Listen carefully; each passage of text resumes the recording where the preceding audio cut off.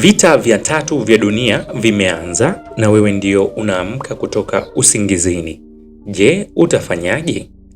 Na bila shaka huko ndiko tunakoelekea kutokana na hali ya dunia inavyoendelea. Naongelea hivi vita vya Marekani na Iran.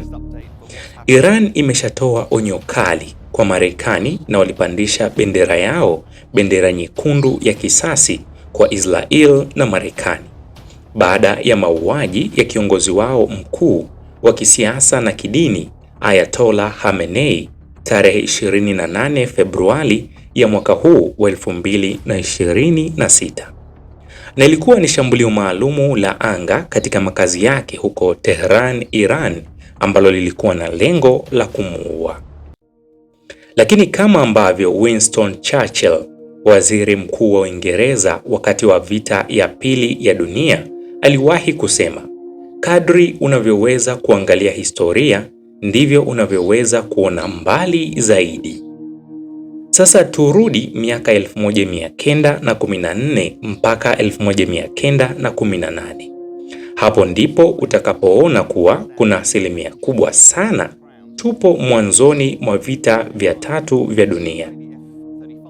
Tukumbuke vita vya kwanza vilianza kidogo kidogo kati ya Austria-Hungary dhidi ya Serbia, na ilikuwa baada ya kijana mmoja wa Serbia kwa jina la Gavrilo Princip alipompiga risasi mbili mrithi wa ufalme wa Austria-Hungary, Archduke Ferdinand.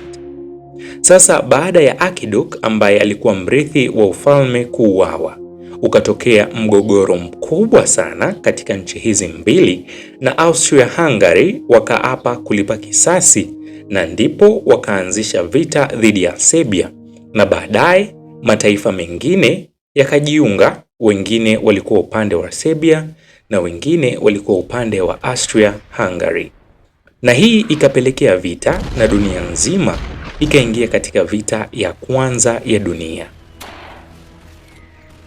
Sasa turudi leo hii.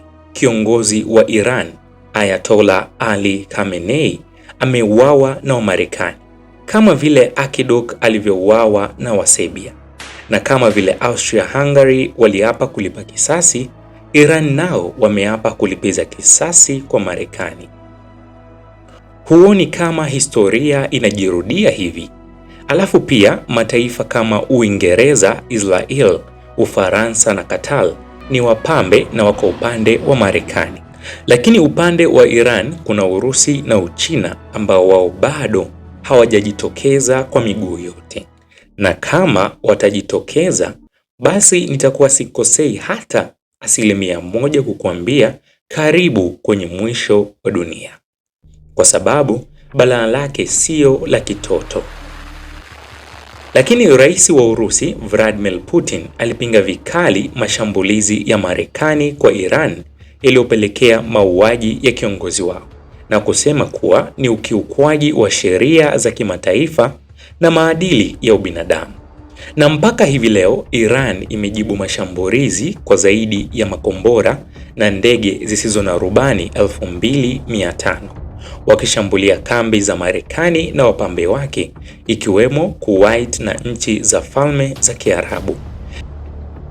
Na kinachoshangaza ni kuwa watu wa upelelezi wa Marekani wameripoti kuwa Urusi inaisaidia Iran kuwapa targeted data kuwa ni wapi meli na ndege za Wamarekani zilipo ili wazitungue na kuzishambulia.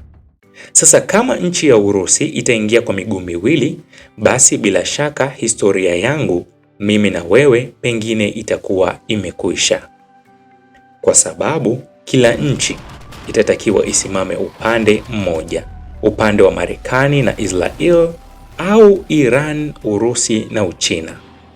Labda tukimbilie bara la Antarctica, bara lenye barafu kila sehemu, linalolindwa na mkataba wa Antarctica unaokataza shughuli zote za kijeshi, na pia liko mbali sana na tageti zote za makombora za hawa jamaa.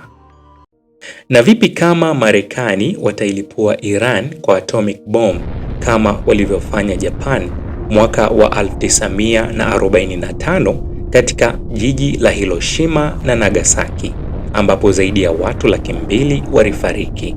huku kukiwa na joto kubwa sana na vumbi kubwa na moshi uliotanda angani. Na kwa sababu ya mionzi mikali ilipelekea watoto waliozaliwa baadaye kule Japan kuwa na matatizo ya afya na ulemavu.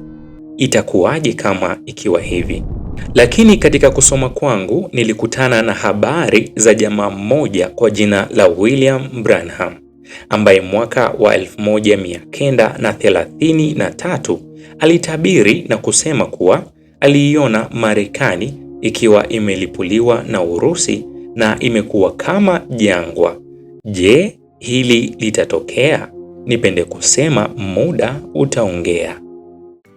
Kuendelea kupata stori tamu na makala safi kabisa, usisahau kulike video hii, pia kusubscribe katika YouTube channel yangu, na mimi ni rafiki yako wa nguvu Kelvin Daud.